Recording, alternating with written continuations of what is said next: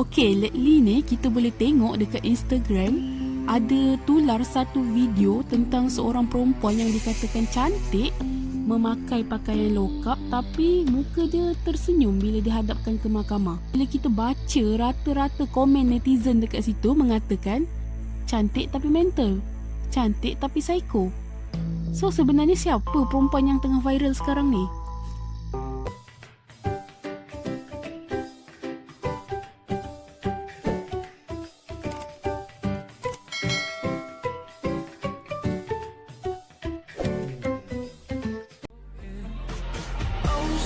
Sweet but a psycho, a little bit psycho. At night she's screaming, mama mia. People say run, don't.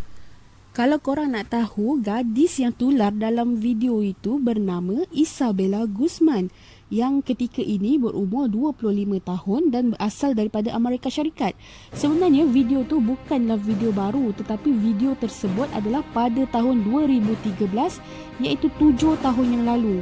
Okey, kenapa Isabella ni viral balik? Sebab dekat TikTok ada satu orang yang membuat TikToknya mengatakan yang dia ni cantik tapi psycho. Jadi video tu viral balik sekarang ni. So, jom kita kenali kenapa Isabella ni dimasukkan ke dalam penjara. Okey, segalanya berlaku sekitar tahun 2013 ataupun 7 tahun yang dulu, di mana Isabella ni telah didakwa dengan tuduhan membunuh selepas menikam ibunya sebanyak 79 kali dekat muka dan leher. Korang bayangkan betapa kejamnya Isabella ni pada ketika tu. Kejadian tragis ni pula berlaku pada 28 Ogos dan benda ni disedari sendiri oleh bapa tirinya, iaitu Ryan Hoy. Sebab pada satu malam tu dia lihat ada darah melimpah keluar daripada bilik air rumahnya di tingkat atas. Jadi bila air tu dibuka, Hoy tu nampak Isabella ni pegang sebilah pisau. Tapi bila dia keluar daripada bilik air tu, dia jalan macam tu je, macam tak ada apa-apa yang jadi, sambil pegang pisau. Lepas tu, bila pihak polis dah sampai dekat rumah Isabella, polis menyatakan yang Yumi Hoy, iaitu ibu kepada Isabella, telah terbaring di atas lantai dengan sebatang kayu baseball. Bedah siasat pula yang dijalankan kemudiannya mendapati ibunya itu telah ditikam 31 kali di muka dan 48 kali di leher.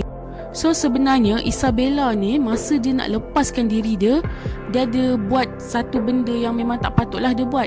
Daripada apa yang dibaca, Isabella ni dia ada singgah satu macam kedai.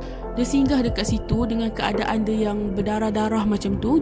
Dia cakap dengan orang kedai tu yang dia ni sebenarnya telah dirogol. Jadi dia nak bersih-bersihkanlah diri dia dekat situ. Yang peliknya bila orang kedai tu nak tolong dia, dia tak nak.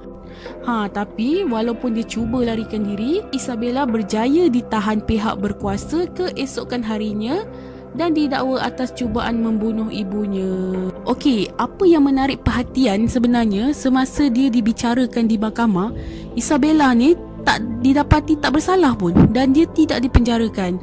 Lepas tu kalau korang tengok video ni, senyuman Isabella dalam mahkamah tu yang jadi perhatian.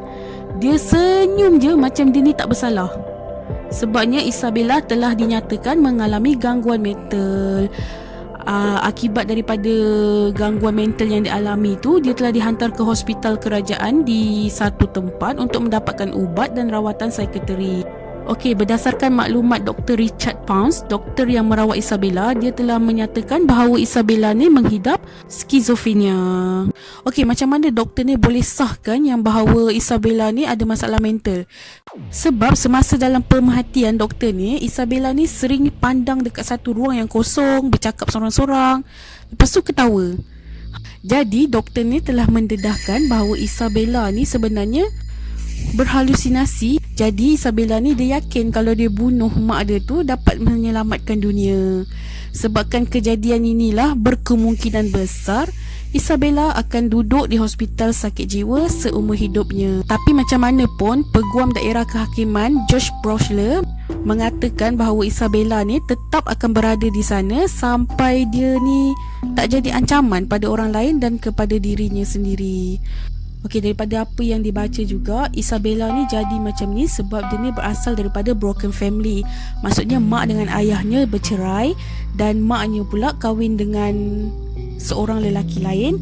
Masa tu memang ialah mungkin budak yang kecil lagi, yang muda lagi, dia tak faham, tak dapat nak kawal emosi, menyebabkan dia macam rasa benda tu tak patut pun mak dengan ayah dia bercerai, tak patut pun mak dia kahwin lain. Jadi start daripada tu hubungan dia dengan mak dia sangat-sangat renggang. Dan benda ni terjadi sebelum mak dia mati. Sebenarnya Isabella ni sebenarnya ada hantar satu email berbaur ugutan lah dekat mak dia ni. Okey, daripada apa yang dilaporkan dalam berita semasa tahun 2013, sebenarnya Isabella ni telah menikam ibunya sebanyak 79 tikaman di muka dan di leher. Tapi ada beberapa artikel kalau kita baca, kita jumpa menyatakan semasa perbicaraannya telah didedahkan bahawa sebenarnya Isabella ni telah menikam ibunya sebanyak 151 kali. Disebabkan kejadian pembunuhan yang dianggap kejam lah, Isabella ni dikatakan seorang perempuan cantik tapi psycho, ataupun cantik tapi mental. Okey, tapi sebenarnya kalau daripada jalan cerita Isabella ni, kita nampaklah yang Isabella ni telah membesar dalam suasana yang kurang baik lah. Maksudnya dia kurang bernasib baik dan keadaan mental dia yang tak stabil masa tu yang menjadikan dia seperti itu. Tapi yang peliknya, ada juga komen yang menjadikan Isabella sebagai idola mereka. So disebabkan cara Isabella ni membunuh ibu dia lah yang menyatakan yang dia ni sweet but psycho. So korang rasa sebenarnya Isabella ni mangsa keadaan ataupun dia memang betul-betul psycho?